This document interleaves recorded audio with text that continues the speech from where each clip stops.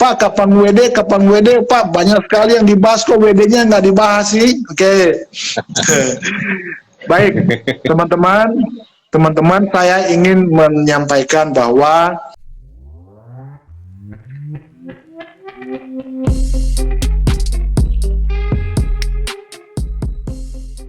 silakan lanjut.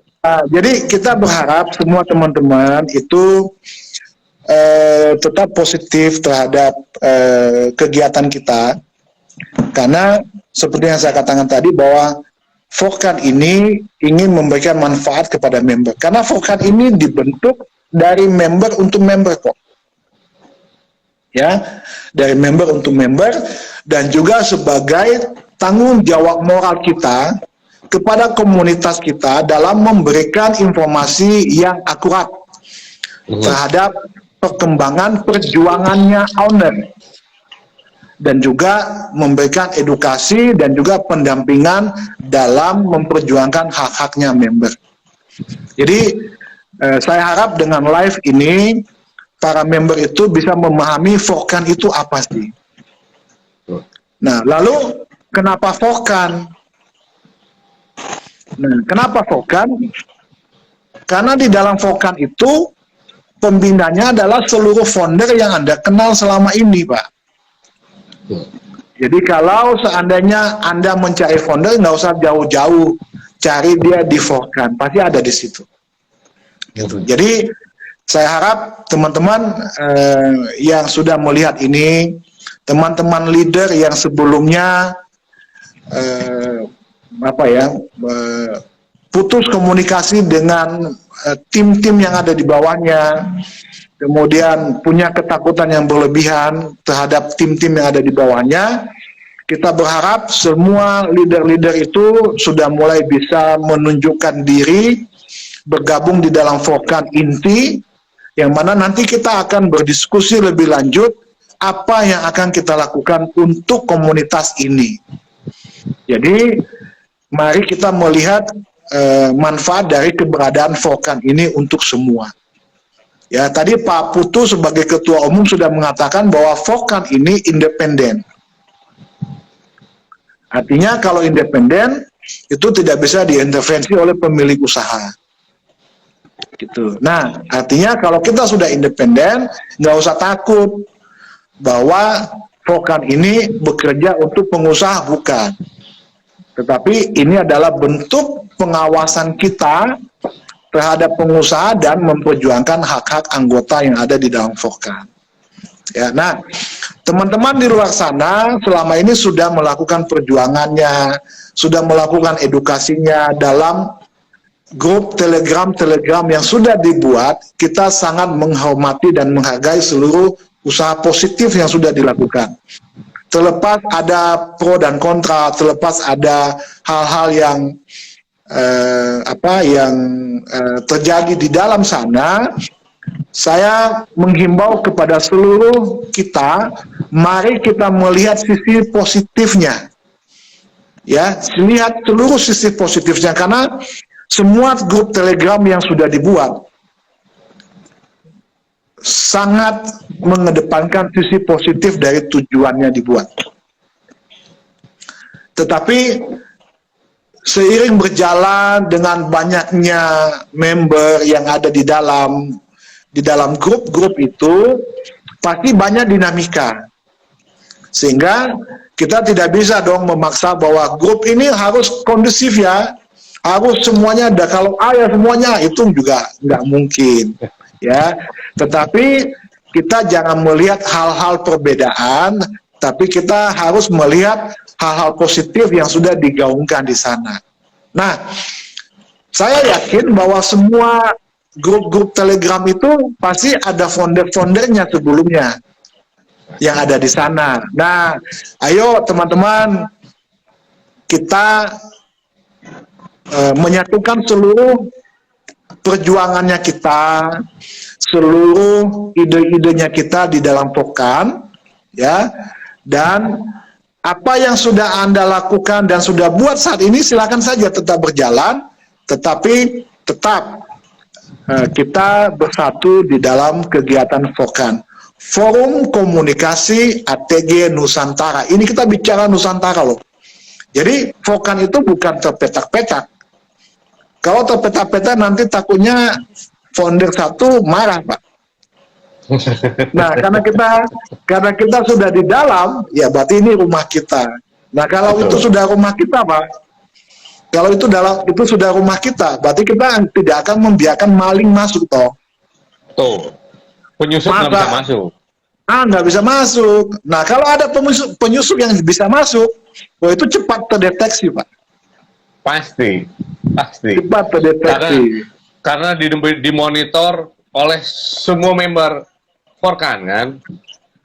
Ya, betul. Nah, kita juga sampaikan nih, aku baca banyak sekali, Pak, kapan WD, Pak, banyak sekali yang dibahas, kok WD-nya nggak dibahas sih? Oke. Baik, teman-teman, saya ingin menyampaikan bahwa pemilik usaha dengan timnya itu sedang menyiapkan bagaimana proses WD itu bisa dilakukan secepat-cepatnya. Tapi teknikal dan segala macam, ya kita tidak bisa masuk lah, kan kita bukan manajemen, kita bukan owner, tetapi kita sudah di-spill bahwa tim sedang mempersiapkan proses WD kalau bisa, ini kalau bisa ya, dan harapan kita bersama, semoga di bulan ini itu bisa terwujud miracle-nya. Alhamdulillah, amin. Ya. Amin, semoga tidak ada hambatan.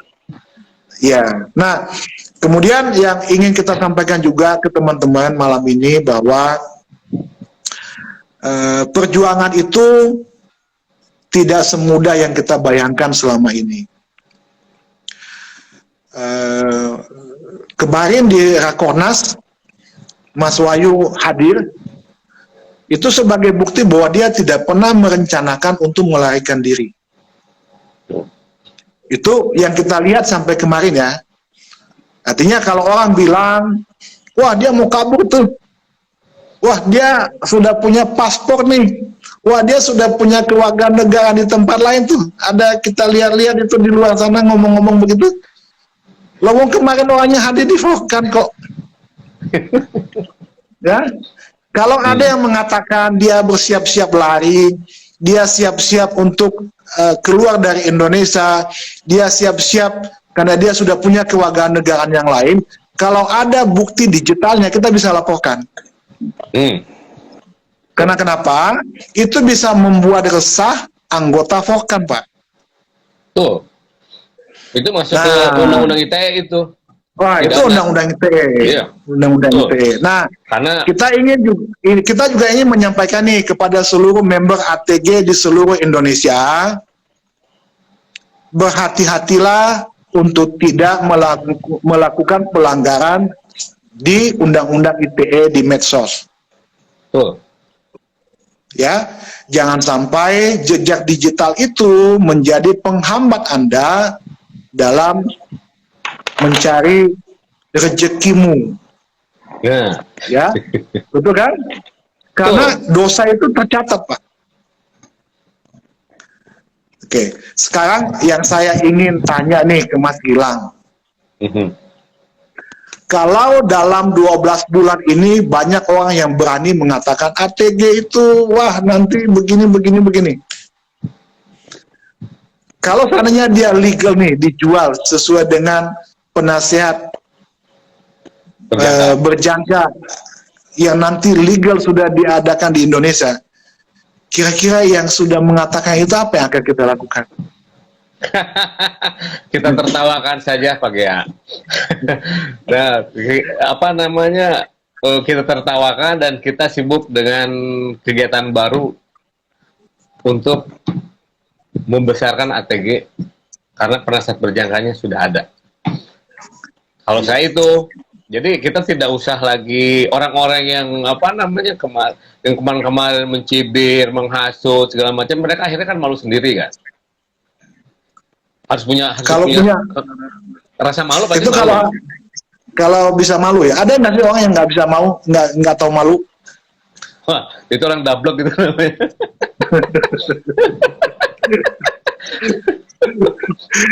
Yang orang tidak tahu malu tuh orang yang sudah mendapatkan profit revenue dari ATG akhirnya menjadikan ATG itu yang nggak tahu diri. Betul. Nah, itu gini, saya jadi teringat itu kata-kata itu. Jadi gini, ada orang yang punya sumur, Pak. Sumur air. Ya. Lalu sumur air ini kan selama ini dia ambil buat minum, buat keluarga. Betul? Betul. Kira-kira nih kalau sumur yang dia punya itu dia kotorin, sementara dia masih berharap itu dipakai untuk minum, itu orang kira-kira seperti apa ya? Nggak punya otak gitu. Karena kenapa? Dia ya sumur-sumur yang digunakan untuk kebutuhan hidupnya sehari-hari, untuk dia sendiri, untuk keluarga, terus dia kotorin sendiri, kan berarti kan ya, mengkonsumsi kotoran dia sendiri gitu. Oke, nah artinya gini Mas Gilang, saya bisa memberikan satu motivasi bahwa jangan kotori sumur yang airnya masih Anda pakai untuk minum. Betul. Jangan sudutkan ATG yang mana Anda masih berharap untuk bisa mendapatkan WD. Betul. Setuju ya? Setuju. Artinya mari kita jaga ini supaya prosesnya cepat berjalan. Mari kita jaga, kita kasih kondusivitasnya supaya perjuangan dari pemilik usaha ini tidak terganggu dengan kondisi-kondisi yang ada di luar sana. Ya toh? Karena apa yang kita lakukan akan berdampak ke kita, Pak. Iya, pasti. Betul ya? Jadi betul. Kita juga menghimbau kepada teman-teman member bahwa kalau Anda banyak sekali menulis tentang WD, maka tulisan itu adalah doamu supaya bisa WD. Maka untuk biar doamu terjawab, maka berperilakulah yang baik, doakan pemilik usahanya supaya cepat mendapatkan penyelesaian seluruh proses yang sudah dia lakukan. Ya toh? Karena kita melihat perjuangannya dia itu tinggal sedikit lagi. Ya, seperti yang beliau katakan bahwa kita ini tinggal selangkah lagi, maka mudah-mudahan kewajiban-kewajiban kepada member itu bisa beliau tunaikan, ya, dia bisa tunaikan dan dia tidak pernah punya keinginan untuk tidak menyelesaikan penyelesaian hak-hak kepada member-member yang ada di dalam komunitas bisnis yang sudah dia lakukan. Jadi kalau saran kita sudah lewat ini 12 bulan. Itu buat kita adalah sebuah penantian yang lama. Tetapi buat seorang pengusaha itu juga sebuah waktu yang cukup cepat, ya, atau waktu yang cukup cepat sekali berlalu, ya, dibandingkan dari usaha dan penantian dia juga untuk supaya ini cepat selesai dengan cepat. Nah, jadi kita punya kepentingan yang sama sebenarnya, artinya kita ingin mendapatkan supaya cepat WD, mendapatkan haknya kita, tetapi kita kadang lupa bagaimana mendoakan supaya yang membuat proses WD ini cepat jalan juga kita doakan yang sama. Betul. Gitu? Sekarang kalau seandainya kita berdoa, ya Allah mudahkanlah WD kami di ATG ini. Lalu Anda tidak berdoa supaya yang memudahkan WD proses itu juga Allah kasih amanah, Allah kasih kesehatan, Allah mudahkan, ya, Allah mudahkan, dan sehingga kemudahan itu dia bisa mewujudkan doa kita supaya WD bisa kita lancar dan sesuai dengan harapan kita bersama. Gitu. Jadi Kalau orang bilang Mas Wahyu susah dilihatnya, susah dihubunginya, ya kemarin datang. Kita undang, datang, kemudian kita juga melihat beliau tetap punya semangat ya. Dia sangat punya semangat yang kuat bahwa ATG ini harus tetap berjalan. Nah, kemarin kita udah melihat, kan sekarang kita sadar nih, kok ini orang kok pede banget sih? Ya kan? Kok ini orang pede banget, ATG-nya akan jalan terus. Nah, kalau kita melihat sisi lainnya, ya iyalah, kan pemerintah sudah mulai kasih jalan. Sudah mulai memberikan petunjuk. Kalau mau ya ikuti alur ini, alur ini, alur ini, alur ini. Selesai. Dan saat ini ATG lah yang baru terang-terangan kita lihat sedang mengikuti seluruh proses regulasi itu. Lalu apakah kita hanya berharap ATG yang bisa melakukan itu? Enggak, Pak. Negara yang begitu besar ini, kita mendoakan, seluruh member ATG mendoakan semoga ada perusahaan-perusahaan baru yang bisa mengikuti jejak ATG. Dalam menciptakan IE untuk digital trading, dijual melalui proses yang disetujui oleh pemerintah secara legal dan dapat bermanfaat untuk masyarakat banyak. Jadi kalau seandainya nanti contoh ya, ada 20 sampai 50 perusahaan penasihat berjangka yang bisa menjual robot, kan dampak ekonominya besar, Pak. Oh iya, pasti. Dampak ekonominya besar. Iya, karena kan penduduk Indonesia juga yang produktif kan melebihi negara-negara yang lain. Kita aja penduduk kita kan bisa 200 juta.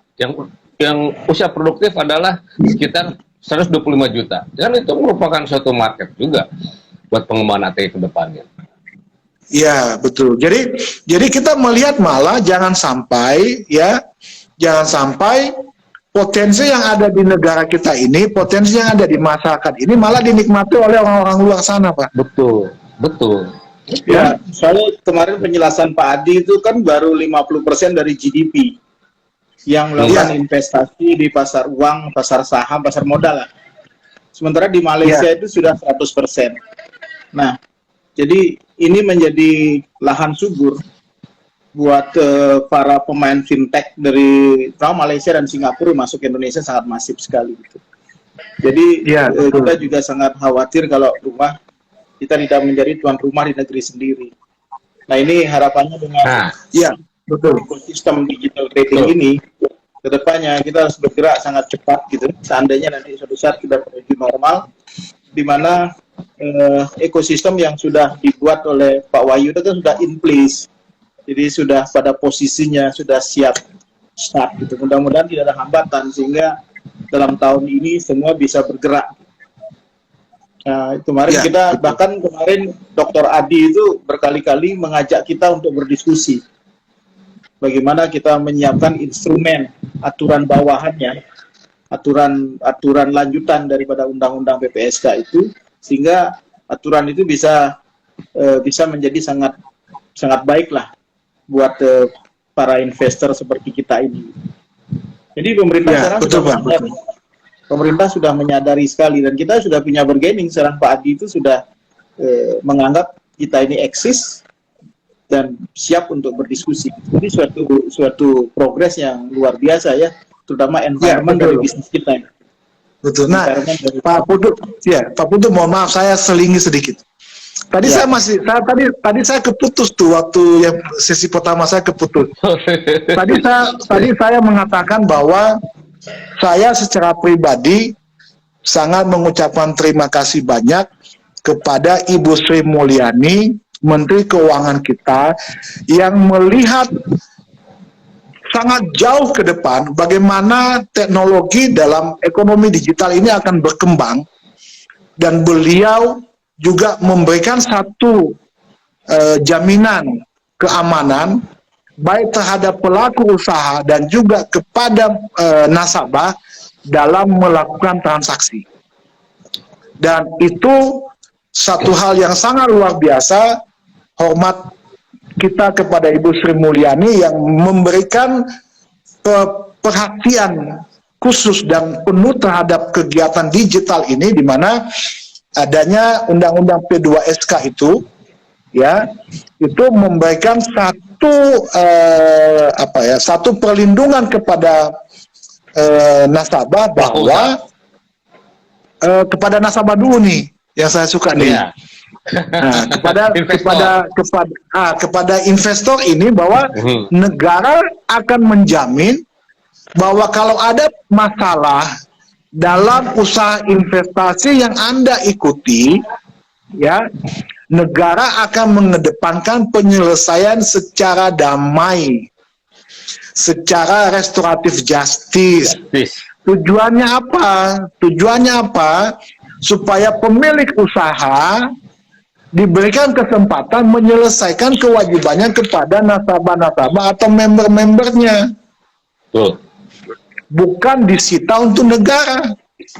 Betul, cocok sekali. Betul kan? Bukan disita untuk negara, Pak. Jadi, Betul. Bu Sri Mulyani sukses selalu. Semoga gagasan-gagasan Ibu bisa bisa mempunyai dampak positif terhadap kegiatan digital ekonomi di Indonesia, sehingga anak-anak muda yang punya talenta berani untuk berkreasi, untuk tampil dan memberikan manfaat terhadap ekonomi di Indonesia ini. Gitu. Jadi saya sangat salut dengan beliau, dan mudah-mudahan ini bisa diikuti oleh stakeholder yang lain, bahwa kita tidak bisa menahan laju perkembangan digital ini, dan kita harus siap untuk memberikan wadah. Gitu. Nah, karena tadi saya belum puas untuk menyelesaikan ini, karena karena saya selalu melihat sosok Ibu Sri Mulyani ini seorang anak bangsa yang berbicara di kancah internasional, di mana beliau kemarin kan habis bekerja di Bank Dunia, ya kalau nggak salah, di World Bank, ya. World Bank. Menjadi salah satu direktur di World Bank. Ya, jadi kalau yang saya lihat, ya, jadi beliau ada dua kalau nggak salah yang saya kenal namanya yang ada di sana, itu ada Pak Manaal satu orang, dan ada Ibu Sri Mulyani yang bekerja di sana, dan kita bangga sebagai orang Indonesia bisa ada anak-anak bangsa yang bisa bekerja di level itu di luar sana. Nah, jadi saya harap teman-teman yang bisa membaca daripada manfaat restoratif justice ini untuk mengedepankan etika dalam mempertanyakan hak-haknya apabila memang ada